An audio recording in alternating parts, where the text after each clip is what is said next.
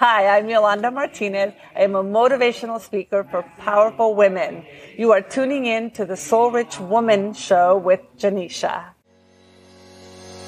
A strong and independent woman is something to behold. She pays her own bills, buys her own things, and she doesn't let a man affect her stability or self-confidence. She is a soul-rich woman. Are you ready to be rich doing what you love? Be on purpose and in control of your life again. At For Women Who Love the F Word podcast, we will be openly talking about getting more clients online, getting recognition as a leader and female entrepreneur, and also the F word, being fabulous, having freedom, and financial independence. It's time to own and love the F word. Welcome to the show.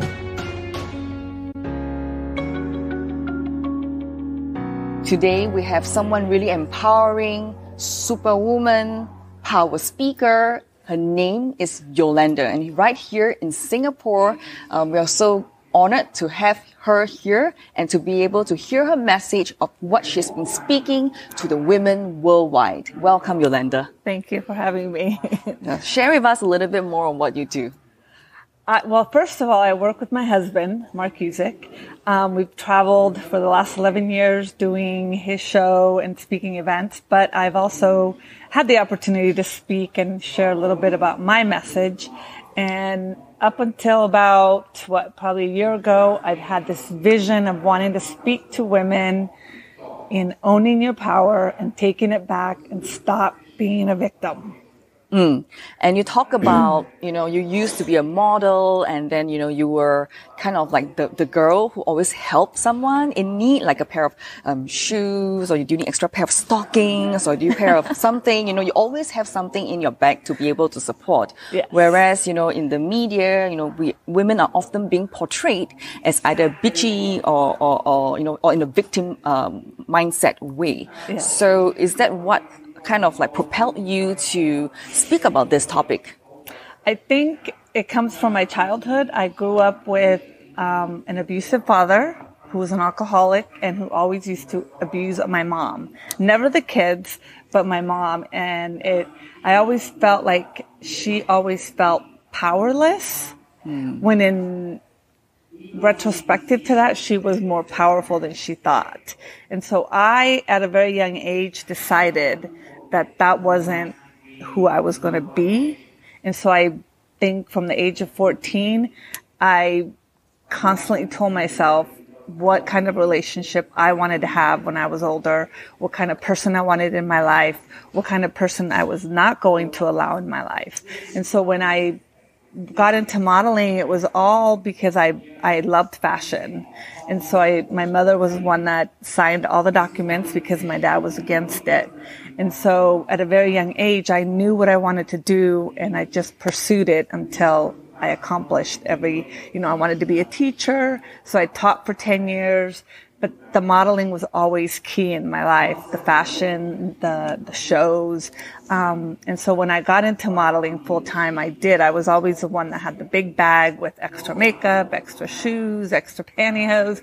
So whenever anybody needed anything, it was like I was the go-to person because I never felt like I was in competition with anyone. When you're doing a fashion show, you're there to showcase the fashion. You're not there to compete. You're not going to win anything at the end of the day. So I never felt like I was competing against them. I always felt like the show would be so much better if we just worked together. And so that's why if somebody needed something, I always had it handy. Wow. So I really love that part where you talk about, it's not just about a competition. It's really all about the collaboration. Yes. I think that's key. So when you talk about, you are, in your journey, you talk about, this, owning your own power, how do you own your own power eventually? I mean, yes, you kind of like take the step forward, you make certain decisions. How do you even have that awareness in the first place? Again, it came from a very young age of knowing, I was a migrant worker from the time I was 7 until I was 17. And so I knew that wasn't my life. I knew that was just a job that I had to do in order to buy my own school supplies and my own school clothes. So I never took on the identity of what I was doing because there was something more that I wanted to do. Like you know it intuitively? Yes. So at a very young age, I knew, especially when I got into my teens, I knew that I wanted to be a model. And so I begged my mother to go and sign all the documents so that I could enroll in the school, because I already knew that was the next thing I was going to be doing. I wasn't going to be a migrant worker my whole life. That was just something that was at that moment. And things happen in your life that can hold you back, but the focus was always on what I wanted to do. Are there any rituals or practices that you do on a daily basis that keeps you going? Rituals? No, I really don't do rituals. I constantly look at myself, not from somebody else's point of view, but myself. So when I look at myself, how do I feel about myself? Is it positive or is it negative? Because I always tend to turn negatives into positives. So even if I'm thinking a negative thought about myself, I kind of progressed it to, okay, what am I going to do today that's going to change how that feeling is right now? And so it always ends up being something positive. And I think we as women don't do that with ourselves, because we're always listening to all the other voices that are talking to us throughout the day. And a lot of the times we tend to focus on the negative. So I don't. Yeah, so you don't focus on No. that. So do you think that support system is extremely important? Yes. So that you can keep the noises out of being? You need to have a good support system, yes. I have friends based on what kind of friend I am. So if I'm not a very good friend, I know that the people around me are not going to be good friends that I can depend on. But because I know that my friends can depend on me a phone call away if they need anything, I know that when I need something, they're there for me. So I always say, if you want good, positive people in your life, you need to be that person in order to reflect on getting those people into your life. And that's one of the things that I talk about in when I speak, I do talk about, don't complain because you have negative friends. Complain on how those friends came into your life. Wow. Were you being negative, or were you being positive on reflecting those people to come into your life? This is very powerful. Don't complain about the friends. Complain on how you even let them into your life in the first place. That's really good.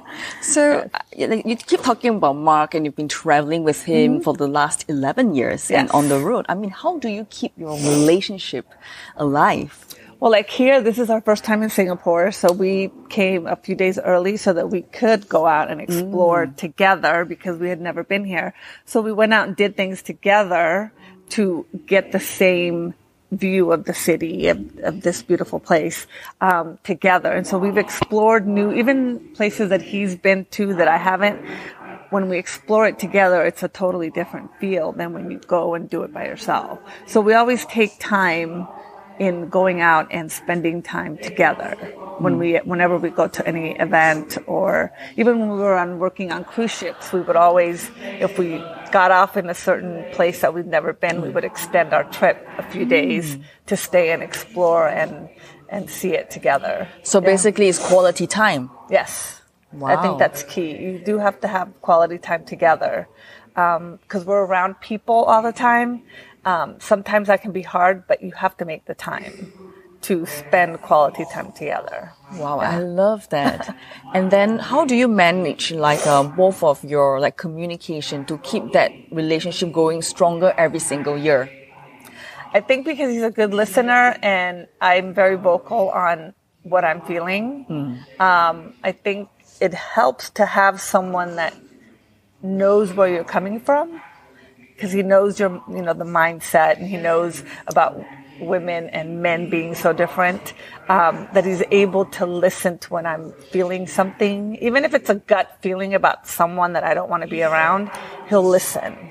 And so I think that's key. But as a woman, you have to listen to those things that you're feeling. If you meet someone that you don't get a good vibe for, there's a reason why that feeling is there. And so you kind of have to protect yourself on not being too open if you don't want to let people in that are giving you that bad feeling already. So what are some of the 3 strategies would you recommend women to do or take to kind of protect themselves while taking the steps forward? I think key is know who you are.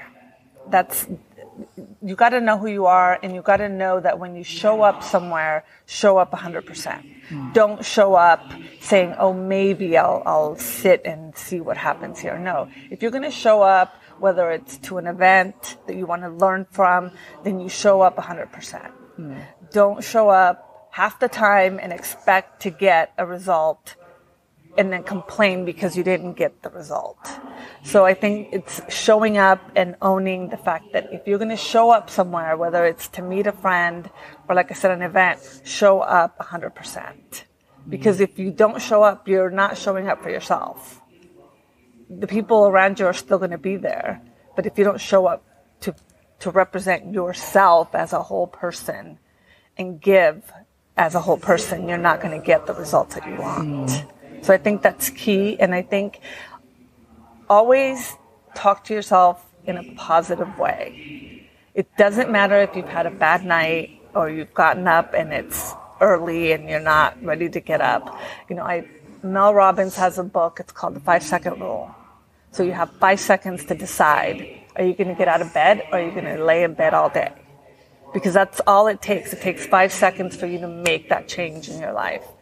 So if you want to do something, don't listen to the voices around you, because people will talk you out of things all the time. So decide in 5 seconds whether you're going to do it or not. And the last point? The last point, I think, is don't play into society's vision of who you are. Too many times, we've all had traumatic things happen in our past, in our childhood, in our teens. It doesn't matter. When you give something that power, you don't have the power then. You're giving it away. So take your power back. Don't let society dictate who you are. If you are a powerful, influential woman, then that's who you need to own, and that's the person that you need to step into every day. Tell us more about the programs that you're speaking about and how can our audience reach you? Right now, I've got a program that I've put together, and it's for women, and it's about confidence, it's about mindset, and it's about owning who you are. So it's called 21 Days with Yolanda. You can go on the website, 21dayswithyolanda.com. I also have a Facebook page that they can go on. I post positive, motivational, quotes.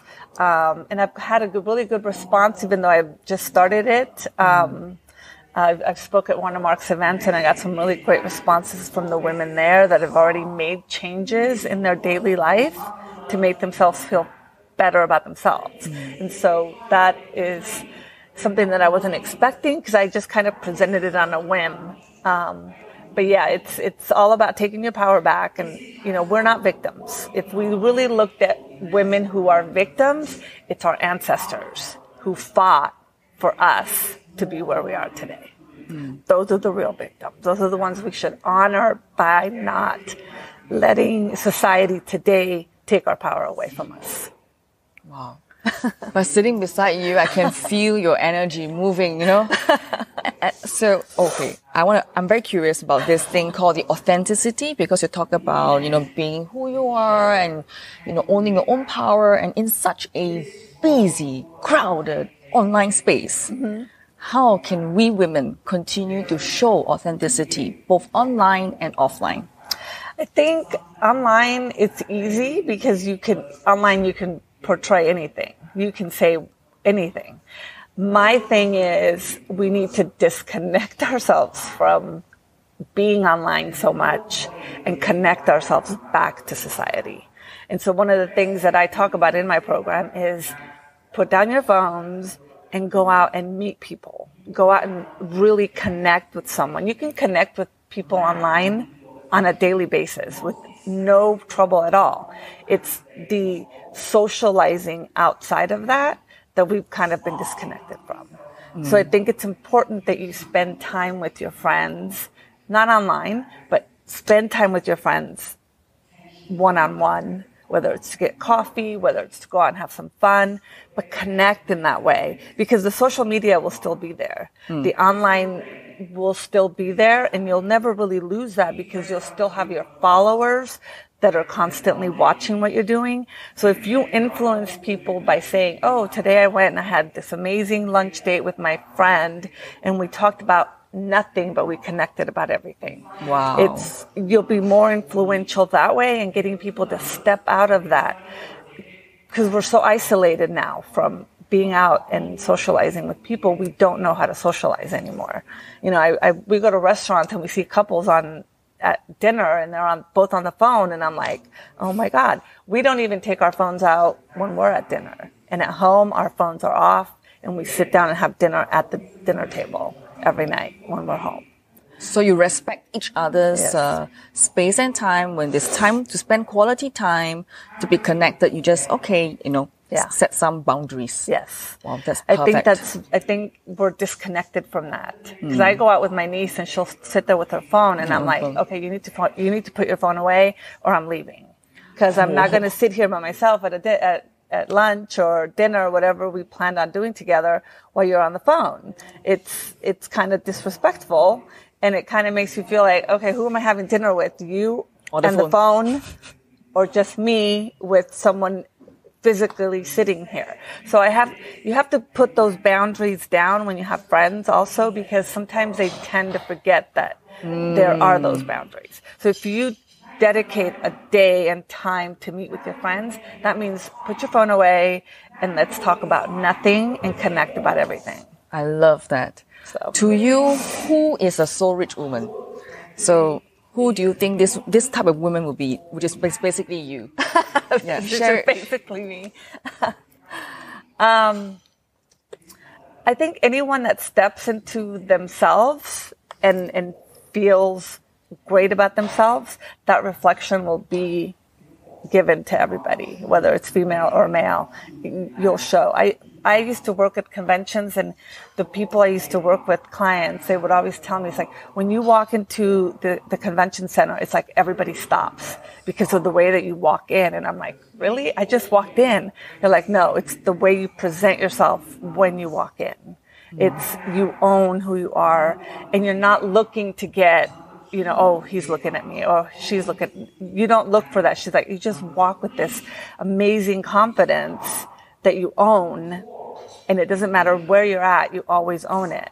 And so I think that's important. It's like, own your true power, own yourself, and you'll be able to reflect that and connect with so many women.